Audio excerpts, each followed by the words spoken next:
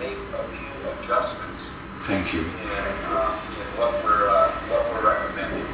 Okay, so if the hum doesn't work, yes, then we're going to go back to what works, and that is that on some of the breathing and also on the sniff through the nose. I guess I wasn't clear I wasn't clear on understanding that you were getting some when you sniff through the nose. So you felt it relaxed just a little bit when you did the sniff through the nose. yes. All right, that's good. That's good. What that does, Joe, the sniff through the nose activates the strongest muscle in the throat. It's the muscle that opens the vocal folds. So when you do a quick sniff, it activates that muscle and overrides the other muscle and allows the vocal folds to open. Oh, okay. So that's the idea of that. So the quick sniff activates a muscle called the posterior triangle. You don't even know the name of that muscle except okay. Right. Except it's the strongest muscle down there. So the quick sniff opens it. Then, when you breathe out, like on the, as I mentioned previously, on the TF. Yes. Let me clear this stuff off. So when you breathe out, let's get my pen here. On the T, S, S, S. So when you breathe out on that, you are putting tightness here. So you're shifting where the tightness is from here to here. First, open the vocal folds to sniff in, then out there. So first, open the vocal folds with the sniff in, then change the tightness. So that's the rationale and the basis for what we're doing. And so it seems like that is probably going to be a good approach to go back to. So let's forget about the hum, and let's review the breathing in the sniff TS and set that up to see if we can now systematically start to get the muscles to do something different. Does that make sense? Yes, thank you. Okay, good. So let's go back to these. And so you have been doing the breathing, this one, Yes. and this one. Yes. Okay, good. Those are helpful. Yeah, it's very, very helpful. Very, very helpful. Okay, good. So stick with those. And then let's go to doing this one, which we had reviewed previously. Let me get my little pointer thing up here again.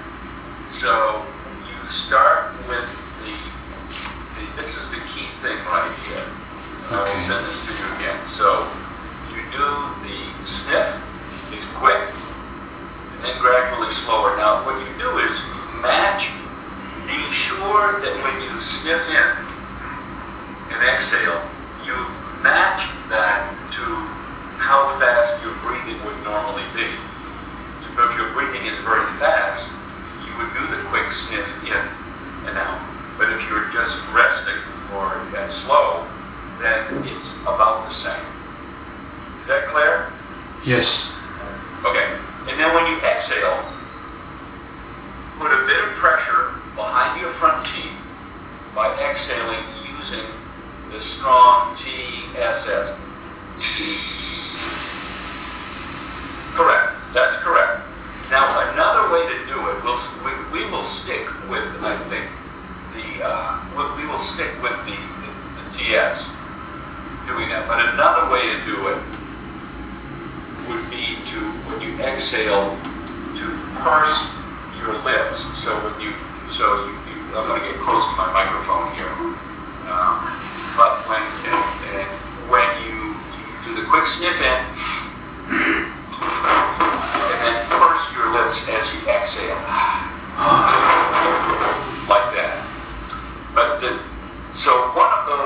of the other usually works for people. We usually like the TS better. That seems to be a little bit better. But I think that is going to be what we need to get back to. Now, since you are always in a state of having the vocal folds closed, what we want to do is this really, the breathing exercises relax things. And they get things calmed down.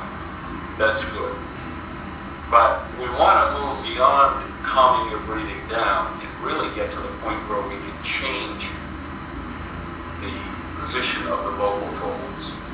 So that's where this exercise becomes important. And so what I'm going to suggest to you is that you do this sniff TS frequently. And I've got to figure out now, I'm going to say probably 4 times a day for 5 minutes or 60, and I will send this to you. And so what we want to do is, because we're working on muscle retraining here, and so we've got to get the muscles to do something different. So this is like exercising in the gym. So what we're going to be doing, and I will send this to you, I want you to do 60 repetitions of the sniff through the nose and a relaxed breathing. And I want you to do it 4 times a day. Michael, actually, I already do it like this frequently. I did it probably every 10 minutes or every 30 minutes. Once I feel I'm not comfortable with my chest, I will just do what you teach me, because it helps me to relax this part and this part, except this part. It's relaxed here, except here. And when I'm doing hum, it makes this part very, very uncomfortable. Yeah. Okay, so don't hum. Yes, I know.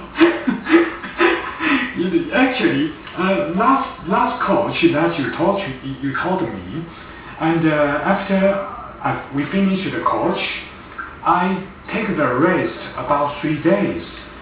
And I try hum about 1 minute, and then the feeling comes back again. Then I stop. And today, because we are going to have a coach, so I think I better make confirmation about my feeling. And now I'm really sure hum killing me. Okay, so I don't want to kill you. That's good. So you're telling me that you get pretty good relaxation, except you always have that pain right in the middle of the chest. Can I see you? I cannot see. All right. I cannot see your this part. I cannot see your this part. What I'm saying is, this is where you have the continual problem. Yes. Right, yes. Right there. Yes. So yes, and this gets relaxed. Very relaxed. But this right there always remains a problem. Yeah, always remains the problem. Maybe more than 5 years. Okay. Since I can feel the problem, maybe it's more than 5 years or maybe more than 10 years. Okay, so that probably relates to the front of the chest and the structural difficulties that we have. And can I continue to describe one thing about the Yes. funnel chest?